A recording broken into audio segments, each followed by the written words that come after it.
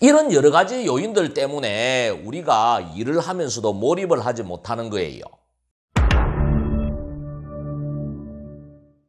여러분들 살면서 어떤 일에 푹 빠져본 적이 있을 겁니다. 그게 학창 시절에 게임이든 운동이든 독서든 아니면 도박이든 아니면 사랑하는 연인과의 연애든 아마 푹 빠져 있을 때 시간 가는 줄도 몰랐을 겁니다. 이게 무아지경이에요. 이 무아지경의 몰입 상태를 일로 끌고 올 수 있다라면 우리가 이루고자 하는 목표를 달성하는데 이 무아지경의 이 몰입 상태를 가져다가 대입할 수 있다라면 아마 우리 엄청나게 큰 성과를 거둘 수 있을 겁니다. 어떤 연구에 의하자면 몰입 상태에서 일을 하는 게 5배의 성과를 거둘 수 있다라고 이야기를 하거든요. 근데 왜 우리가 일상 속에서 몰입을 잘 하지 못하는 걸까요? 몰입을 못하는 데는 몇 가지 이유가 있습니다. 오늘 그런 이야기 해보겠습니다. 첫 번째는 멀티태스킹이에요. 멀티태스킹이 뭡니까? 한꺼번에 많은 일을 하는 거예요. 간혹 커피숍에 가서 요즘 젊은 친구들이 공부를 하면서 시끄러운 음악도 듣고 SNS도 하는 거 보면은 저 친구들은 나하고는 뇌 구조가 다른 게 아닌가라는 생각이 들 때가 있습니다. 저렇게 해서 몰입이 될까라는 생각이 들 때가 있습니다.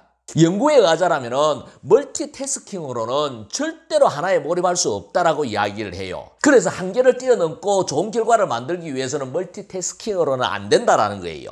근데 우리는 일상 속에서 멀티태스킹이 일반화되어 있다라는 거예요.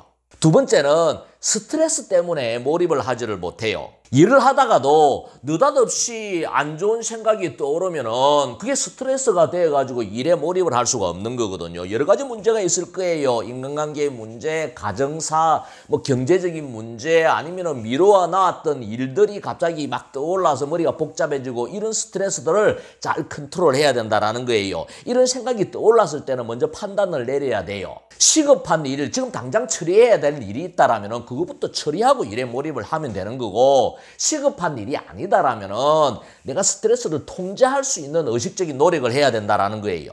그래서 일을 하는 동안에는 다른 생각이 끼어들지 않고 일에 몰입할 수 있도록 의식적으로 노력을 해야 돼요. 그럼 세 번째는 실패에 대한 두려움 때문에 몰입하지 못해요.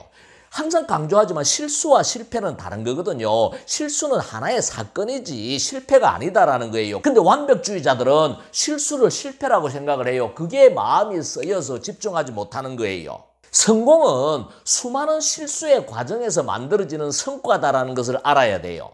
네 번째는 확신의 부족이에요. 자기가 확신을 가지지 못하니까 몰입을 하지 못하는 거예요. 자기가 하는 일에 대해서 믿음을 가지지 못하는 사람, 자기 일에 확신을 가지지 못하는 사람은 당연히 몰입할 수가 없는 거예요. 이런 사람들은 결단을 내려야 돼요. 내가 하는 일이 확신을 가지지 못한다라면 다른 일을 하든지, 아니다라면 내가 하는 일에 대한 확신을 가지든지, 그러지 않으면 몰입할 수가 없는 거고, 몰입하지 못하면 성과를 거둘 수가 없는 거거든요. 이런 여러 가지 요인들 때문에 우리가 일을 하면서도 몰입을 하지 못하는 거예요. 이런 요인들을 여러분들 스스로 해결을 해야 돼요. 내가 하는 일에 집중할 수 있도록 마음을 편안하게 하고 주의를 산만하게 하는 일을 정리를 하고 스스로 스트레스를 일으키는 요인들을 통제를 하고 실수와 실패를 구분을 하고 목표를 명확하게 해서 자신이 하는 일에 집중할 수 있는 의식적인 노력을 해야 된다는 거예요. 시청자 여러분, 저는 지금까지 여러분들과 몰입에 대한 공부를 해봤습니다. 근데 몰입을 한다라는 게 말같이 쉽지 않을 겁니다. 하지만 몰입의 원리를 이해를 하고 우리가 노력을 한다라면 몰입의 시간을 차츰차츰 많이 늘려갈 수가 있을 겁니다. 우리 다 같이 우리가 할 수 있는 일에 몰입을 해서 생산성을 높일 수 있도록 노력을 해봅시다. 우리가 몰입을 할 수 있다라면 우리가 하는 분야에서 달인이 될 수 있을 겁니다.